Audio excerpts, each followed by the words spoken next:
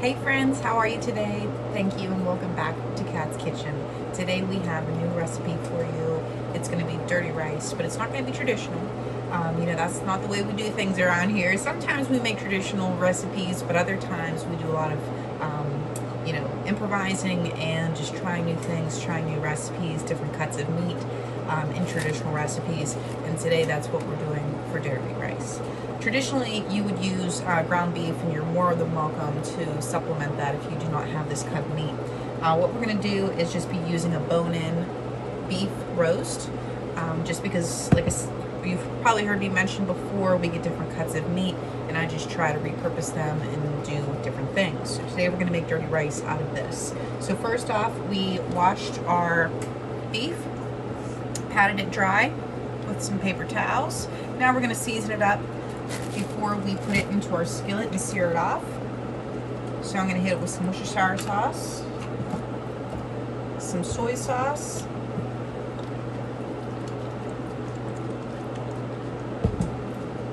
and then we're going to go in with some seasonings.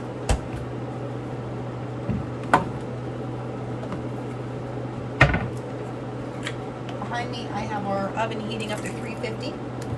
And then I have our cast iron skillet also heating up with some avocado oil in there. Alright, I just put about a good tablespoon and a half of our Dijon mustard this time. And we're going to hit it with some garlic powder.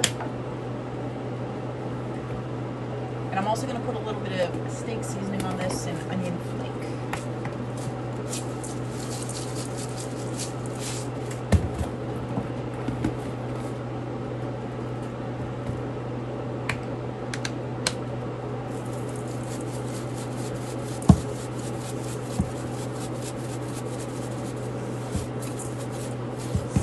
And I didn't do salt yet. We're going to hit with some salt as well. Next, I just have one glove here. That's really all I'm going to need for this one. It's a smaller roast. I'm just going to mix this in, what we have on this side. And then we're going to transfer right over into our pan that is already heated up, our cast iron skillet. You've got to get that nice sear on it. So if you have cast iron, that's the best way to get a sear on your meat. Just make sure you get the sides, all around the top, give it a little massage, all around that bone. Now let's go over and drop this baby in the pan. Okay, you can see here we're smoking, and that's a good thing. And then we're going to drop it in, lay it away from you. Pour that rest of that marinade on your meat.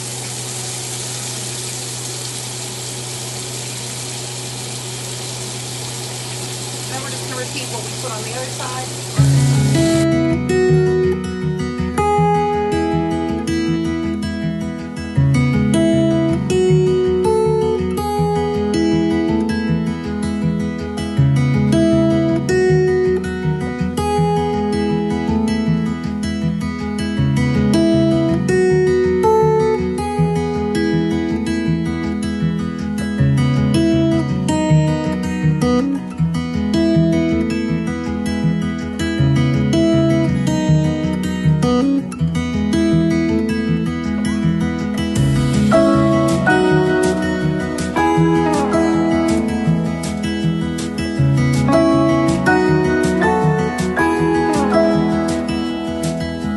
Alrighty guys, so we took our roast off the heat. I'm putting about 6 beef bouillon in here and about 1.5 quarts of water. We're going to be making our own stock while this is braising. Fill it up about halfway and keep some water for later on. We might need that. And then next we're going to add in some minced garlic. When garlic burns, it's really terrible, so I like to add in the garlic like midway through the cooking process so that it really doesn't give it a chance to burn. When it's slow cooking like this, it's going to be perfect. So, all right, now we're going to pop this in the oven, 350. And I'm just gonna keep checking on it. Low and slow is the name of the game here. You can also do this in the crock pot. However, I'm home today, so I'm just gonna keep an eye on it. But it's probably gonna have to braise for at least 3 hours. So I'll see you guys back here once it's all nice and braised. Okay guys, so our roast has been cooking now for roughly around an hour, 45 minutes to 2 hours. What I've been doing every 30 to 45 minutes is turning over the meat so that it can get braised on both sides so that either side doesn't dry out. And then if it comes to the point where you can't turn it over anymore, like the bone on mine is sticking up on one side, so all I'm doing is just taking a big spoon and basting the top of it with those juices. So I'm just gonna give you a little bit of show you right now what it's looking like in our oven. It still probably has at least an hour, hour and a half to go. So definitely this kind of dish takes its time. Like I said, you can do it in the crock pot too. It'll just probably be on low for probably at least the size of mine. You could probably get away with 8 hours, but 10 hours easy, just because the more time it has to fall apart, and when you put a fork in it and twist it, or even a spoon's even better. But yeah, that's when you know it's done. And then also, if there is a bone in there, if the bone pulls out like immensely well, then you know you're good to go. So I'm going to give you a look here and show you what we have in our oven so far. Okay, guys, you can take a look there. It's looking really good. What I mean by basting is you just want to take a spoon and baste the top like you would be basting a steak. And if you haven't tried this with your steaks, definitely give it a try. You put butter in the pan and tilt the pan and then just baste it, just like the chefs do. But yeah, this bone is the one that's sticking up, so we can't really spin that one over anymore, so that's why we're basting it. I'll see you guys back here when it's done. Alrighty guys, so we just took our roast out of the oven. It took about 3 hours, and you'll see it's got this beautiful blackened crust on it. But we know it's done because we put our fork in and it's literally just, it's falling right apart. It's so juicy. And then here's the spoon test.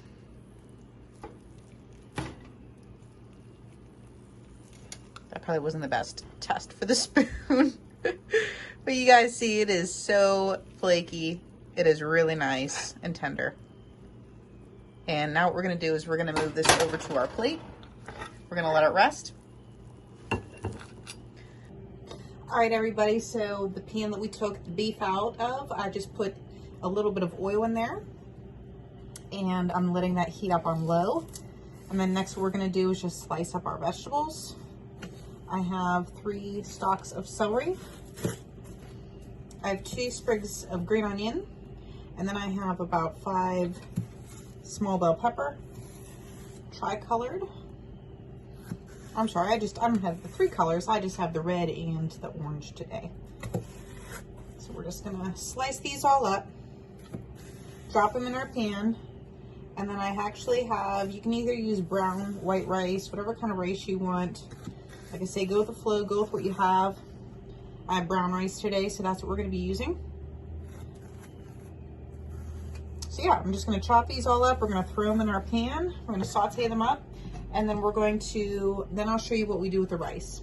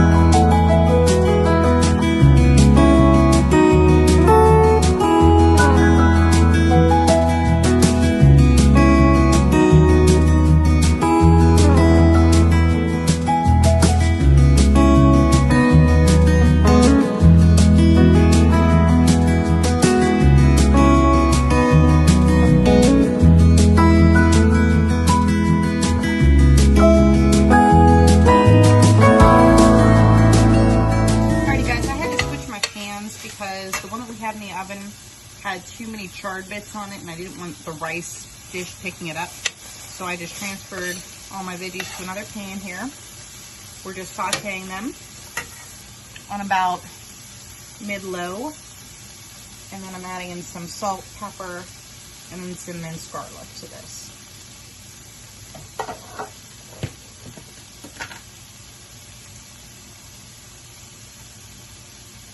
And then these are almost ready for our rice. What we're gonna do is toast off our rice. Almost like risotto. We want to bring more depth of flavors to it.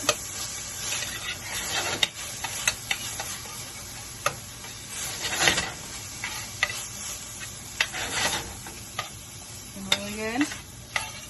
I'm going to add in some of our rice now.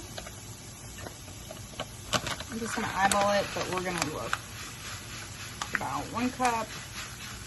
We're going to start with 1.5 cup. Like I said, I have brown rice. You can use whatever kind of rice you have on hand.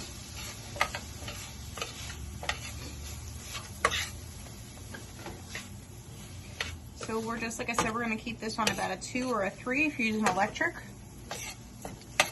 Or just a low, mid-low fire. Mix it all up good. And there's enough oil in there from the veggies so that it won't stick. What we're gonna do is just let these toast up a little bit. This won't take long at all. And then we're gonna start adding in, we're gonna give a little taste to one of the veggies, since we'll be able to taste the veggies and not the rice. See if it needs any seasoning. But I have a little bit of soy sauce in case we need some seasoning. And then we're gonna add some tomato juice in, and that's gonna be our liquid. And then I have 1 can of kidney beans that we're also gonna add into it. All right, everybody, so we are back now. Our rice has been toasting for about 5 minutes. When you toast rice, you would definitely want to make sure that you stir it. Within a minute, you should probably be stirring it at least every 30 seconds, I would say. So now we've created a fond on the bottom of the pan. So what we're going to do is deglaze it with our tomato juice. So that's going to be next. So it's going to be a little bit more like a Spanish flavor with the tomato juice, but like I said, we like to try new things. And what we're also going to do is bring in some more beef stock to this as well. So we're going to create some beef stock by just doing some bouillon cubes or beef base if you have it, and then some water. So I'm just going to finish this, because this rice will definitely soak this up, and we want it to be nice. And then I have our can of kidney beans. I drained off a little bit of the juice. Next, what we're going to do, guys, is just take our meat away from the bone and the fat. So I'm just going to do that now and get it ready to put in our rice mixture.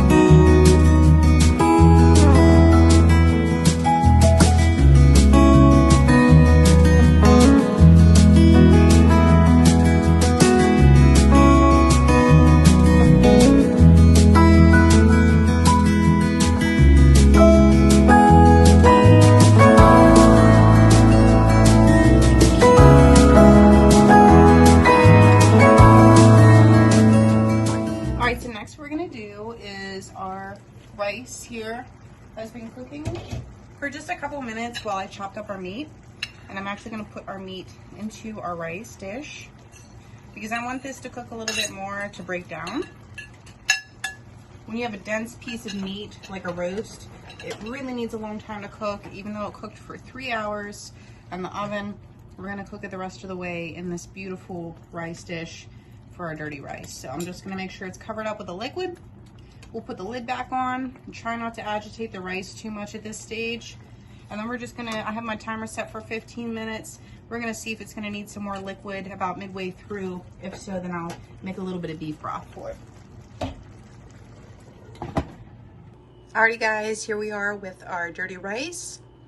I did add some more seasoning to it. I will list that in the description box below. I added some beef broth, soy sauce, more salt and pepper, beef bouillon, and some garlic powder. And then I also wanted a little heat after I tasted, so a little bit of red pepper flake and cayenne, but not too much, just enough to give it a little bit of kick at the end. So yeah, please like, share, and subscribe guys, and I will see you on the next one.